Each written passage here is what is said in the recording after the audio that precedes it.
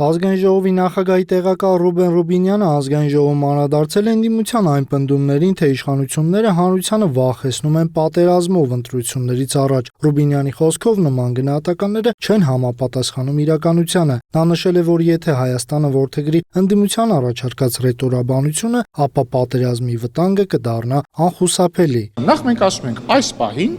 պատերազմի հավանականությունը հավասար է 0-ի։ Ինչու է հավասար 0-ի? Որովհետև Հայաստանը վարում է այն քաղաքականությունը, որը այժմ վարում է։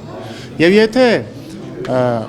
ընդդիմությունը գա իշխանության եւ սկսի վարել այն քաղաքականությունը, որի մասին հայտարարում է, իսկ իրենք բաց հայտարարում են, որ համաձայն չեն այս խաղաղության պարամետրերի հետ։ Նրանք պատրաստվում են տարբեր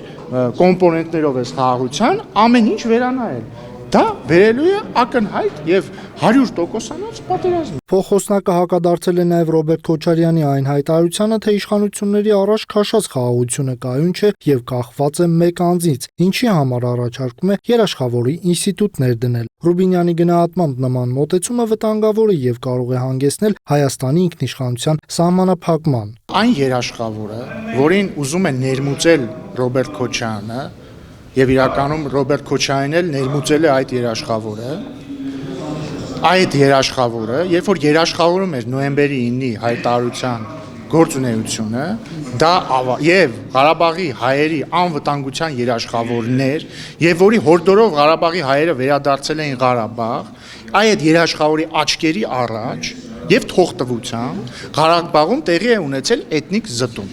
Ռոբերտ Քոչարյանի ուզածն այն է, որ այդ նույն երաշխավորի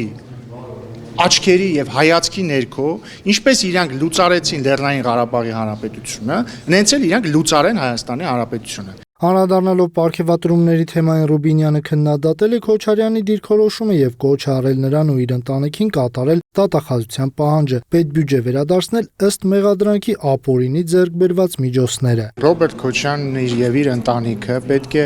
դադարեն երկարացնել եւ պետք է առանց վիճարկելու $200 միլիոն